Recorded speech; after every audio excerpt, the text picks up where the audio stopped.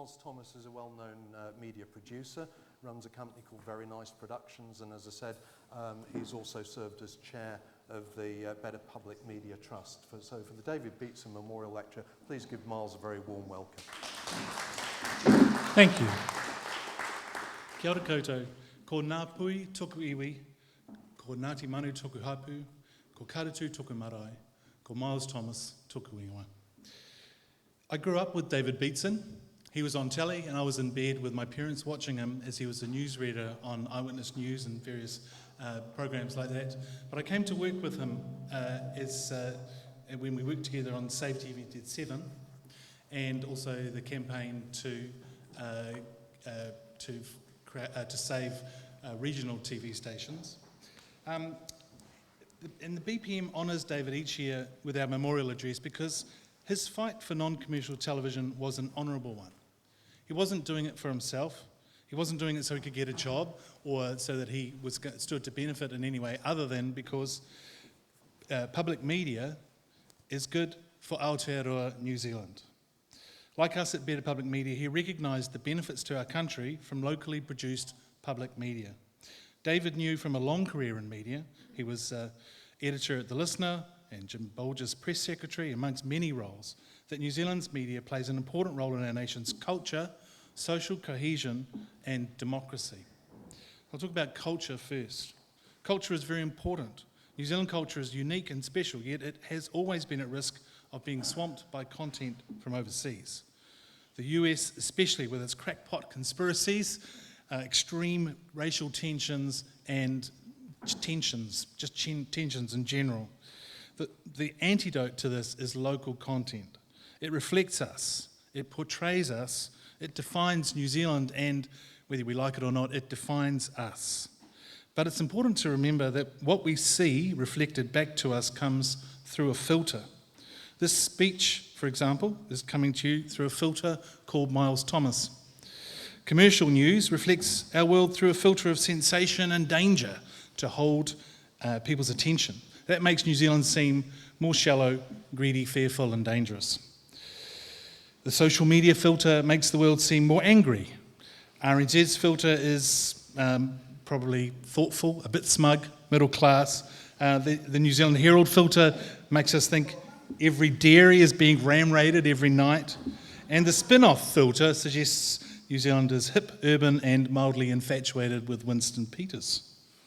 These cultural reflections are very important, actually, because they influence how we see New Zealand and its people. And that makes content, cultural content, very special. It's not a commodity. It's not milk powder, you know.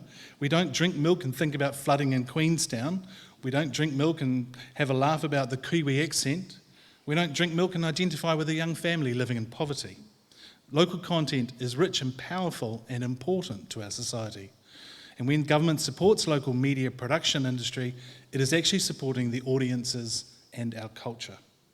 Whether it's Te Māngai Paho, or New Zealand On Air, or the Film Commission and the Screen Production Rebate, these organisations fund New Zealand's identity and culture and success. Don't ask Treasury how to fund culture. Accountants don't understand it. They can't count it and put it in a spreadsheet like they can milk solids.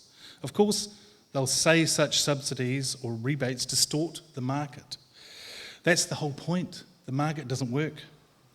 Moreover, public funding of films and other content fosters a more stable long-term industry rather than trashy short-termism that is completely vulnerable to outside pressures like the US writers' strike. We have a celebrated content production industry. Our films, video, audio, games, etc. More local content brings stability to this industry, which, by the way, also brings money into the country and fosters tourism. New Zealand needs more local content, and what's more, it needs to be accessible to audiences on the platform that they use. But in New Zealand, we do have one small problem. Unlike Australia, we can't use a quota because our GATT agreement does not include a carve-out for local musical media quotas. In the 90s, when GATT was being negotiated, the Aussies added an exception to their GATT agreement so that they could have music quotas and content quotas. And that means they have a quota on radio stations for about 40% of Australian content, I think it is. And they also have the option now of introducing a Netflix quota, which is proposed to take 20% of all revenue to require 20% of all programming on Netflix be Australian. Imagine that here in New Zealand. We can't do that, unfortunately, because in the 90s, our Bolger government and MFAT decided against putting that same exception into our GATT agreement. But there is another way of doing it, and I will, if we take a lead from Denmark and many other states, which I'll get to in a minute. The second important benefit of locally produced public media is social cohesion, how society works, the peace and harmony and respect that we show each other in public. And that depends heavily on the public sphere, of which media is a big part. Extensive research in Europe and North America shows the power of media to polarize society, which can lead to misunderstanding, mistrust, and hatred. But media can also strengthen social cohesion, particularly for minority communities. And that same research showed that public media, otherwise known as public service media, is widely regarded to be an important contributor to tolerance in society, promoting social cohesion and integrating all communities and generations. The third benefit is democracy, very topical at the moment. I've already touched on how news media affects our culture, but more directly, news media influences the public dialogue over issues of the day. It defines that dialogue, and really, it is that dialogue. So if our news media is shallow and vacuous, ignoring policies, focusing on the polls and the horse race, then politicians who want to be elected tailor their messages accordingly, right guys? There's plenty of examples of this, as National's boot camp policy attests, or Labour's removing GST on food. As policies, neither is effective, but in the simplified 30 seconds of commercial news and headlines, these policies resonate. Is that a good thing that policies that are known to fail are nonetheless followed because our news media cater to our base instincts and short attention spans? In my view, commercial media is actually a disaster for democracy all over the world. But of course, we can't control commercial media. No one's suggesting that, okay? If anyone's watching out there, we're not suggesting that we're not a dictatorship, but what we can do, the only rational thing we can do, is to provide stronger, locally produced public media.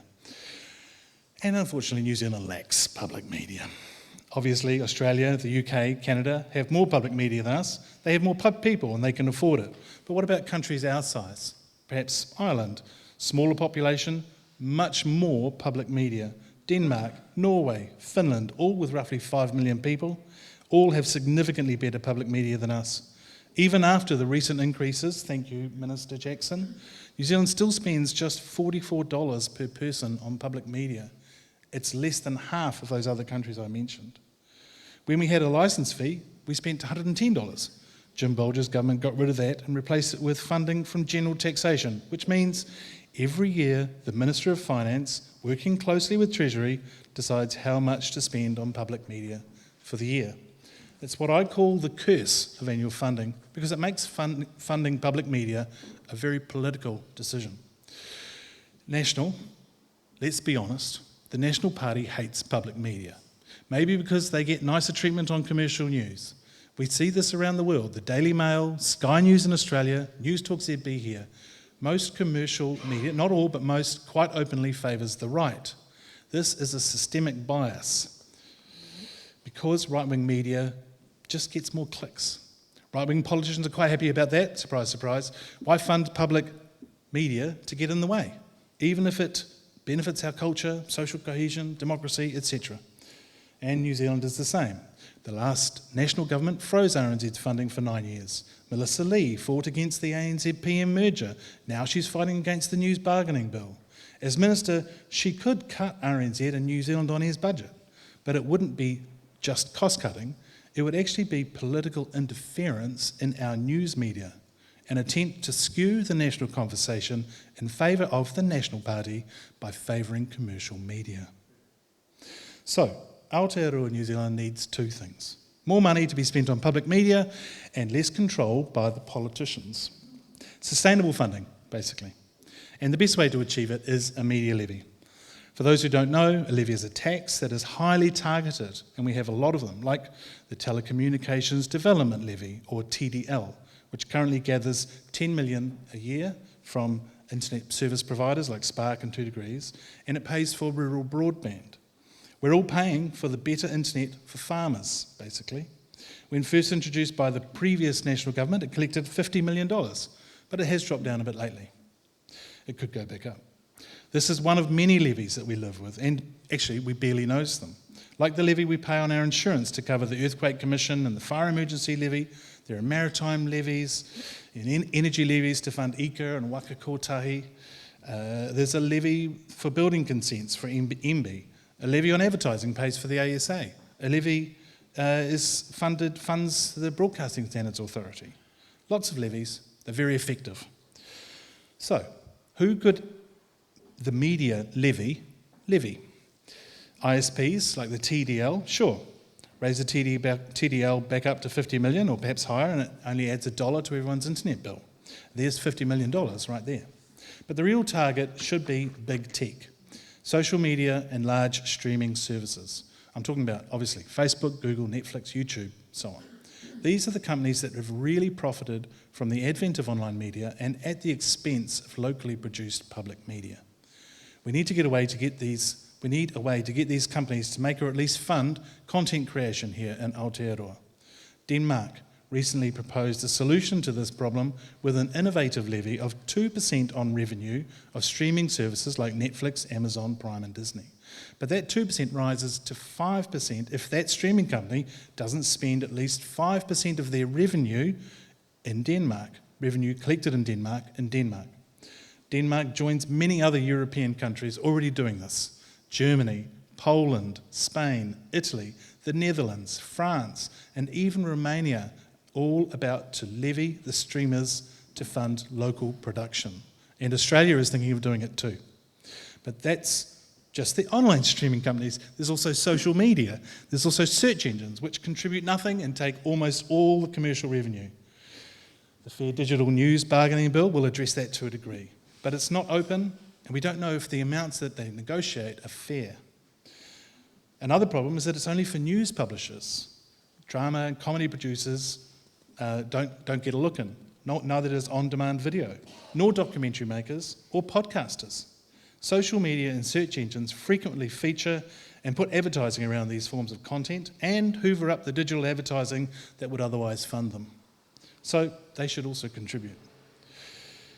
A media levy can best be seen as a levy on those companies that benefit from media on the internet but don't contribute to the public benefits of media, culture, social cohesion and democracy.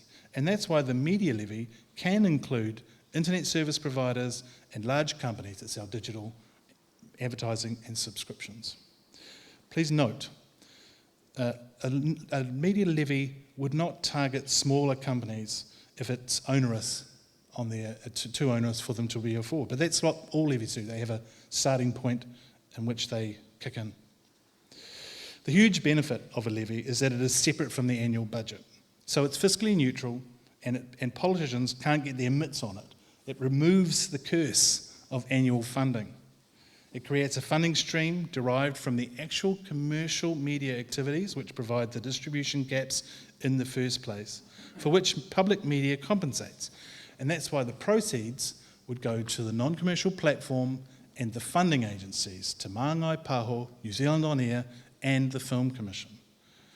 One final point, this wouldn't conflict with the new digital services tax either proposed by the government, because that's a replacement for income tax. A media levy, like all levies, sits over and above income tax. So there we go, that's our proposal. I've mentioned Jim Bolger 3 times. I've also outlined some quite straightforward methods to fund public media sustainably and to fund a significant increase in local content production. Film, video, audio, journalism, and whatever comes next. None of it needs to be within the grasp of Melissa Lee, or Willie Jackson, or David Seymour, or Winston Peters. All of it can be used to create local content that improves democracy, social cohesion, and culture. Thank you.